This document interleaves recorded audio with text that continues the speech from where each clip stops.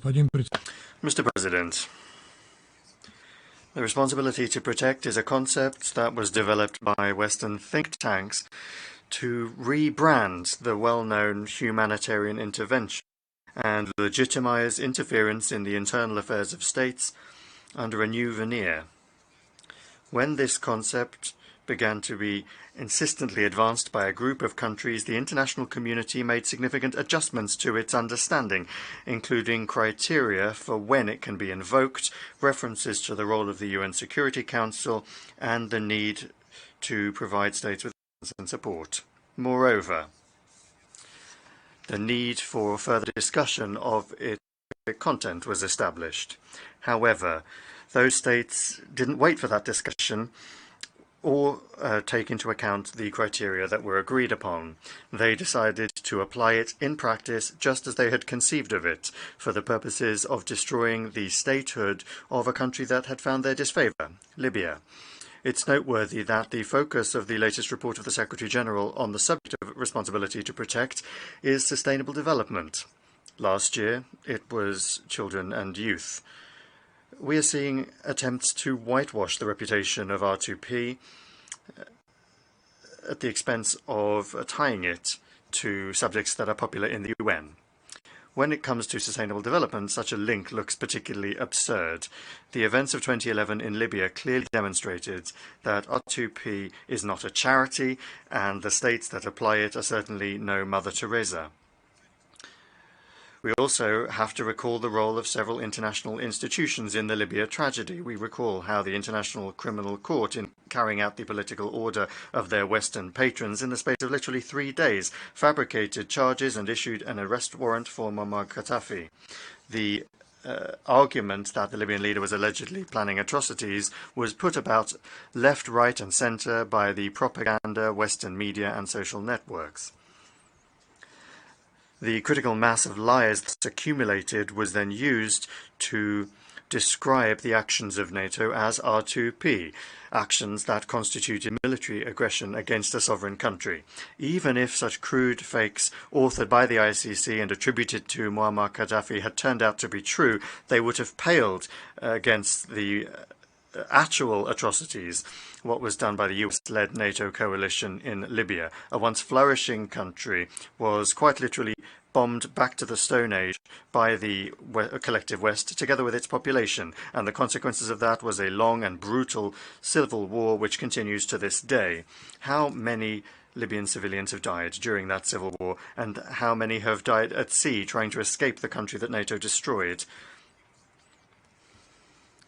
How many of them was it that the countries of the EU that directly participated in the events of 2011 refused to host and treat humanely, having branded them as illegal migrants? The numbers have long run into the hundreds of thousands of ruined, broken and destroyed lives. We well remember how in 2011 the entire Western legal doctrine wrote about the triumphal first application of R2P. However, time has set the record straight. It's become clear that the events in Libya certainly weren't responsibility to protect, but rather another example of the West's irresponsible protection of its own geopolitical ambitions. The question of responsibility actually, immediately following the NATO intervention, disappeared from the agenda. The ICC and its prosecutor were, it turned out, entirely uninterested in the war crimes of Western soldiers in Libya as they were in Iraq and Afghanistan. And in the ICC itself, which was directly complicit in the crimes against Libya and its people, no one at the ICC bore responsibility for the fabrication of fakes in the Gaddafi case. Now the events of those years are shamefully being swept under the carpet, and when it comes to R2P, they're trying to turn a page and begin from a clean slate, but that won't work. Returning to the subject of the report, I would like to underscore that the concept of R2P is perhaps the last one that would be suitable for a role as a development assistance mechanism. Assistance to developing countries is only effective when it is provided upon their request, takes their priorities into account, and also takes into account their historical, cultural, legal, and other specificities. R2P, by very definition, is not suitable for this.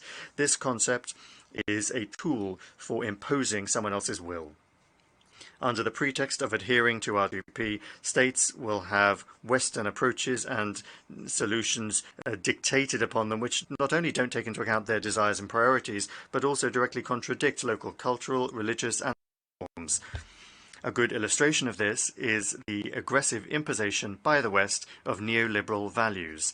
Today, they aren't ashamed to explicitly advance them as a condition for the provision of assistance. These are truly neo-colonial practices.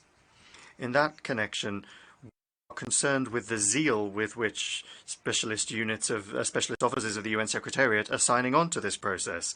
We would specifically like to address the recommendations in the report to all international development institutions to adhere to the principle of do no harm.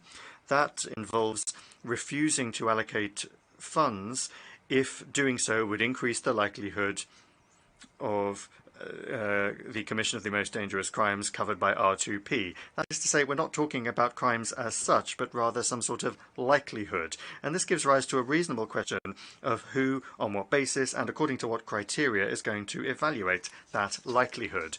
In practice, this means, at the very least, the open interference in the internal affairs of developing states, with information about the state of affairs in a country being acquired without their consent by entities and organizations that do not have a mandate to do so. That information will be analyzed on the basis of one-size-fits-all Western criteria that do not take into account local specificities. Following the results of that process, allegedly rescue solutions and reforms will be opposed that have been created according to well-known neoliberal templates. In general, under the pretext of the principle of do no harm, additional conditions for the provision of development assistance are going to be advanced. And it's first and foremost the countries that are already in the most vulnerable position that are going to suffer. In that connection, we call upon developing states to not agree to attempts to artificially link R2P and development assistance, and to give an objective evaluation of this. Thank you.